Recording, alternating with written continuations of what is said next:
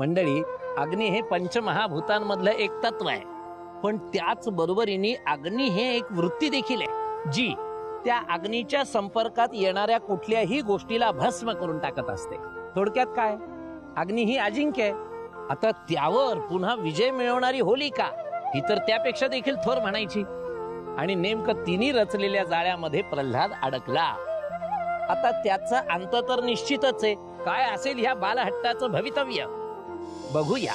महाराणी होलिका देवीचा विजय असो. राजपुत्र प्रल्हादचा विजय असो. राजपुत्र प्रल्हादचा विजय असो. महाराणी होलिका देवीचा विजय असो. राजपुत्र प्रल्हादचा विजय असो. महाराणी होलिका देवीचा विजय असो. महाराणी होलिका देवी.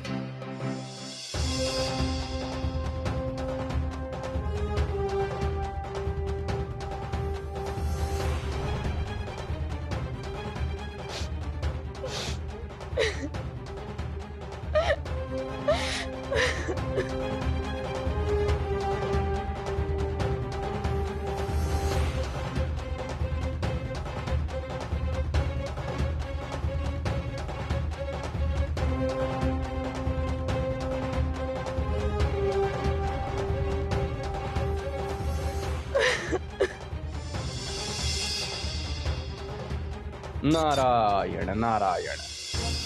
मुनिवर, कुठे होतात तुम्ही मुनिवर? आपल्या या असहाय्य भगिनीस या वादळात सोडून कुठे नाहीसे झाला होतात? उठ माते, अशी खचून जाऊ नकोस. कशी सावरू स्वतःला? कसा खोटा धीर देऊ? माझा पुत्र सतत मृत्यूच्या जबड्यात ढकलला जातोय हे माहीत असूनही कशी शांत होऊ? हा आघात मला सहन नाही होत मुनिवर. काहीतरी करा, थांबवा हे सगळं. ह्या दुष्टचक्रातून प्रल्हादाला एकच गोष्ट वाचवू शकेल, ती म्हणजे आईच्या प्रेमाची शक्ती.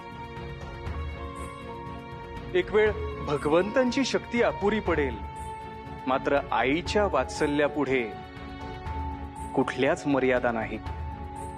ती शक्ती अमर्याद आहे. तुझ्याच मुळे आता भक्त प्रल्हादाला बळ प्राप्त होणार आहे. पण मुनिवर, माझ्या डोळ्यांना ते भयानक दृश्य नाही बघवलं तर? माते, तुझ्या प्रेमाची आज परीक्षा आहे. तुझ्या संस्कारांची सत्व परीक्षा आहे. आज जर तू त्यात पात्र ठरलीस तरच प्रल्हाद या महासंकटातून बाहेर येऊ शकेल. तुला सक्षम व्हावंच लागेल. तुला तिकडे जावंच लागेल माते. मी जाईन मुनिवर. प्रल्हादाला एकटं सोडणार नाही. अशा बिकट प्रसंगात त्याच्या पाठीशी उभी राहीन. मला आशीर्वाद द्यावा मुनिवर. नारायण नारायण.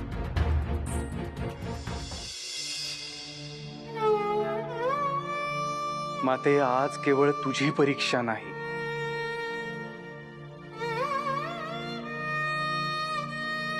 माझी देखील परीक्षा आहे.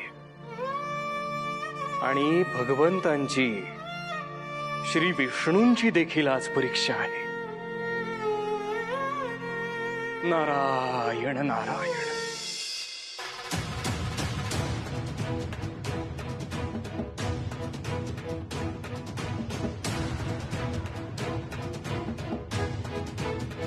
महाराणी होलिकाचा विजय असो. महाराणी होलिकाचा विजय असो. राजपुत्र प्रल्हादचा विजय असो. राजपुत्र प्रल्हादचा विजय असो. महाराणी होलिकाचा विजय असो.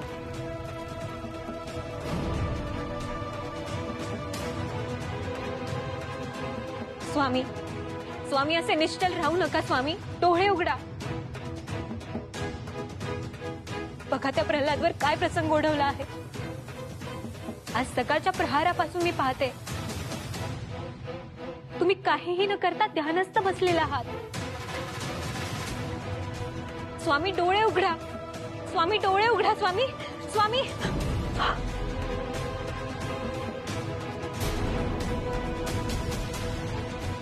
अग्निस्पर्श.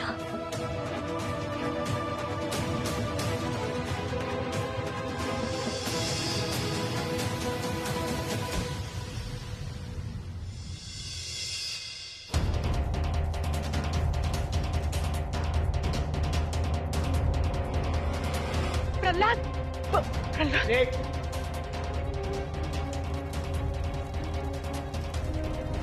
प्रल्हाद प्रल्हाद प्रल्हाद महाराज महाराज मला जाऊ द्या महाराज काय तो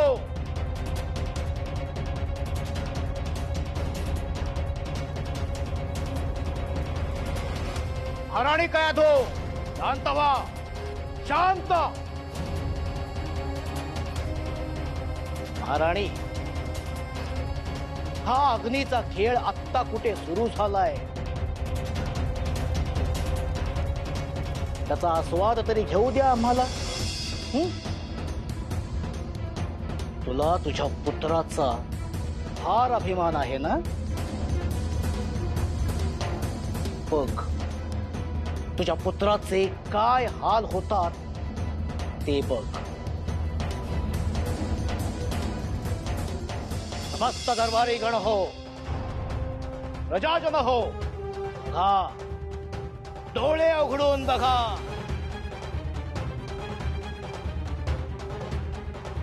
अवकाशातून बघणाऱ्या देवगणांनो तुम्हीही बघा. या त्रैलोक्यामध्ये भगवान फक्त एकच आम्ही साक्षात स्वतः भगवान हिरण्यकश्यपो. जो आम्हाला भगवान मानत नाही त्याचे काय हाल होतात ते स्वतःच्या डोळ्यांनी बघा.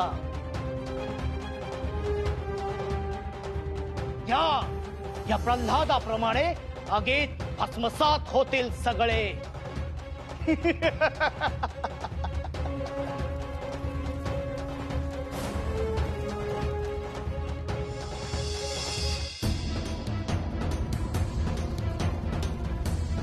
वाचवा बंधू वाचवा.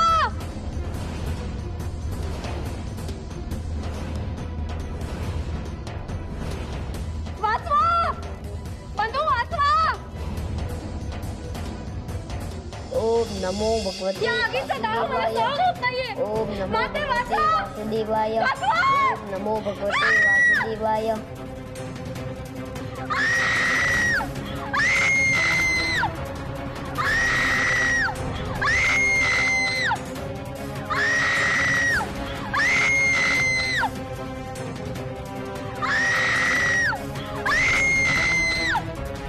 अग्नि शांत करा त्वरित.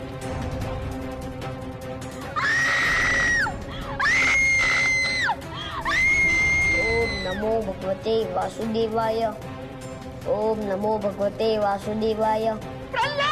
ओम नमो भगवते वासुदेवाय. ओम नमो भगवते वासुदेवाय. ओम नमो भगवते वासुदेवाय. ओम नमो भगवते वासुदेवाय. ओम नमो भगवते वासुदेवाय.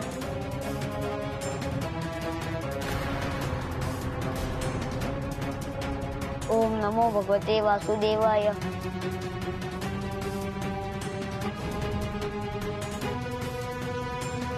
माते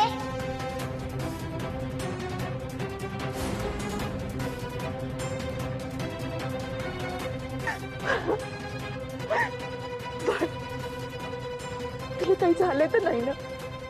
नाही माते मला काहीच झालेलं नाहीये. मी तर ध्यान करत बसलेलो. भगवान श्री विष्णूंची कृपा.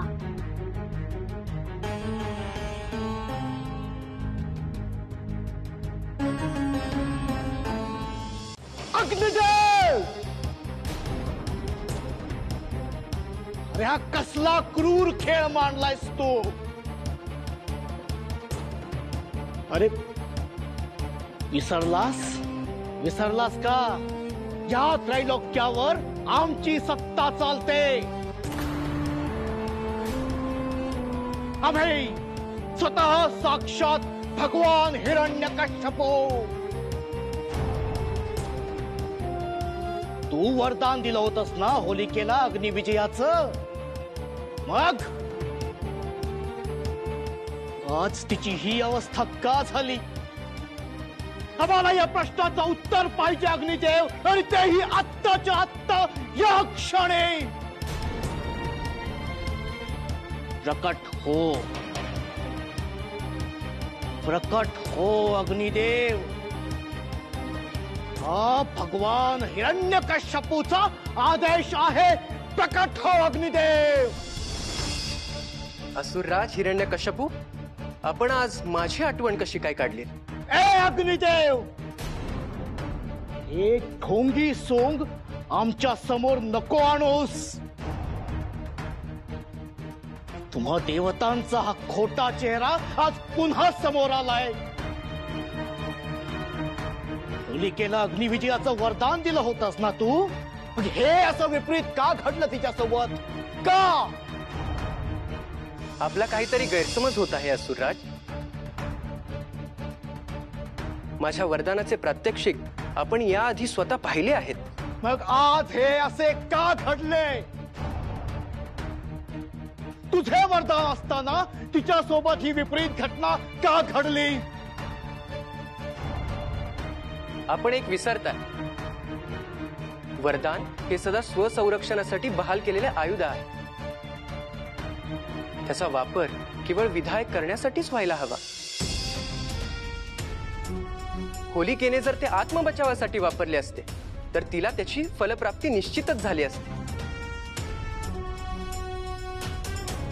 परंतु आज जे काही त्यांनी केले त्यात केवळ सुडाची भावना होती.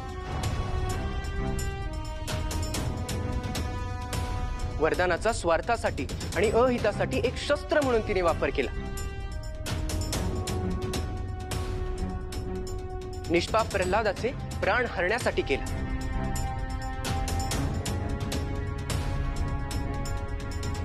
आणि ह्याला मी समर्थन देऊ शकत नाही. हे देवांचे संस्कार नाहीत असुरराज. बास, बास. तुम्हा देवतांची कपट चांगलीच ओळखतो आम्ही.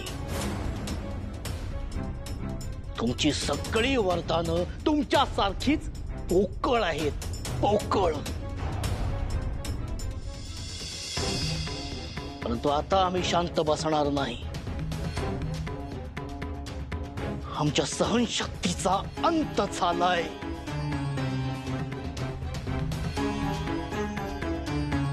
त्या विष्णूंनी अमृत पाजलं तुम्हाला म्हणून तुम्ही आजपर्यंत जिवंत आहात. अन्यथा तुझा नाश मी आत्ता या क्षणी केला असता.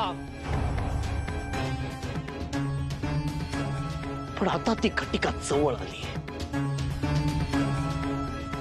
आता तुमचा सर्वनाश होणार. तुम्हा सगळ्यांचा सर्वनाश होणार.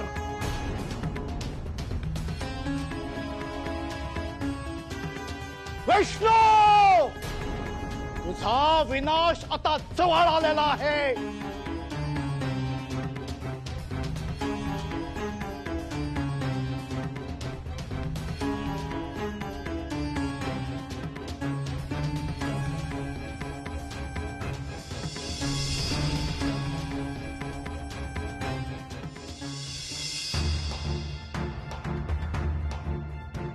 दैत्यमाता, माते, माते, माते, माते, माते, माते, माते, माते, माते.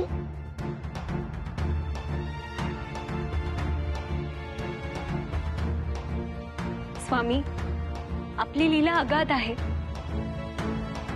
मला असे वाटले होते या संकटातून भक्त प्रल्हादचा बचाव कसा होणार, परंतु आपण ते करून दाखवले. हे कसे घडले स्वामी? नारायण नारायण. या देवर्षी, आपले स्वागत आहे. स्वामींनी आत्ता केलेल्या चमत्काराबद्दल आपल्याला समजलेच असेल. होय, म्हणूनच मी प्रभूंचे आभार मानायला इथे आलो आहे. प्रभू, आज पुन्हा एकदा तुम्ही सिद्ध केलं असुरांपेक्षा देव श्रेष्ठ आहेत. धर्म आणि कृती या दोन्हीत सुद्धा आपण आपल्या भक्तासाठी अग्नी कवच बनून उभे राहिलात. भक्त प्रल्हादाचा हा अग्निदाह आपण स्वतः झेललात. नारायण नारायण. प्रभू, आपण पुन्हा एकदा सिद्ध केलीत आपली महानता. यात आपलाही मोलाचा सहभाग आहे मुनिवर.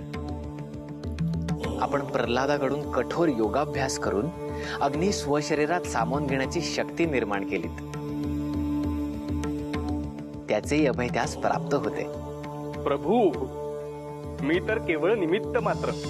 परंतु स्वामी, मला आश्चर्य याचे वाटते की असुरांचे कपट माहिती असून सुद्धा अग्निदेवानी हे वरदान होलिकेस का दिले असावे? आपली शंका योग्य आहे देवी, पण याचे उत्तर पुन्हा कर्माच्या सिद्धांताशी जोडले गेलेले आहे. कठोर तप करून होलिकेने वर मिळवला, परंतु त्याचा सुयोग्य वापर न केल्याने तिला त्याच वरदानाचे शापात झालेले रूपांतर भोगावे लागलेच.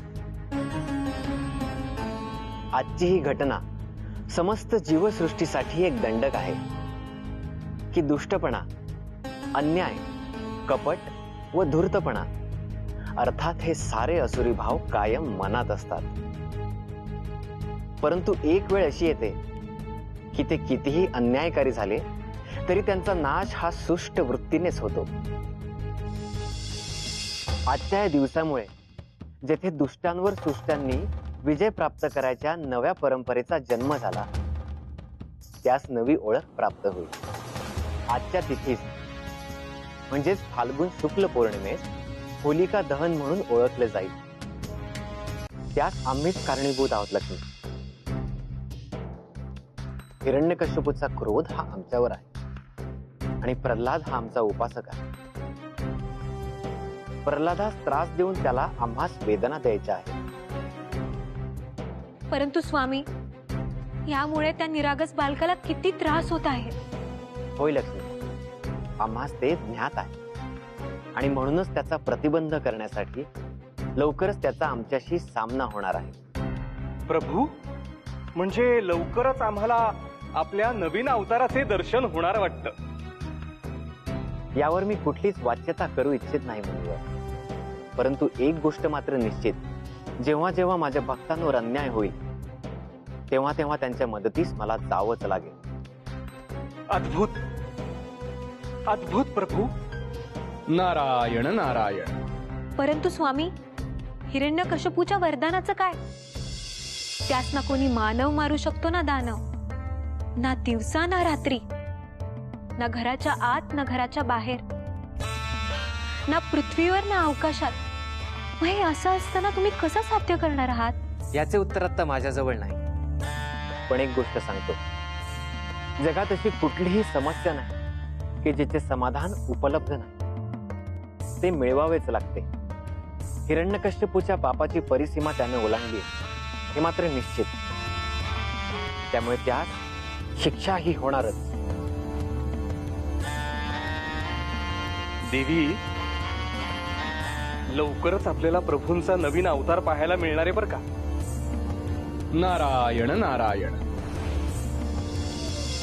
मंडळी, देवाची लीला अगाध आहे हे म्हणतात, हे काही खोटं नाही, हे अंतिम सत्य आहे. आता आपण प्राप्त केलेले वरदान आणि त्याचा योग्य उपयोग करून घेणं, त्याचा वापर करून घेणं हे आपल्या मूलतः हेतूवर अवलंबून असतं. आता हेतू जर चांगला असेल तर ठीक, अन्यथा हेच वरदान आपल्याला शापाच्या पद्धतीने प्राप्त होतं. पण मंडळी, अजूनही प्रल्हादाची गोष्ट संपली नाही बरं. होलिकेला भस्म केलेल्या ह्या ज्या अग्नीच्या ज्वाळा आहे त्या हिरण्यकश्यपूला देखील जाणवल्यात बरं का. आता या सगळ्या गोष्टींनंतर काय असेल त्याचं पुढचं पाऊल बघूया पुढच्या भागामध्ये. तोपर्यंत उतू नको, मातू नको, घेतला वसा टाकून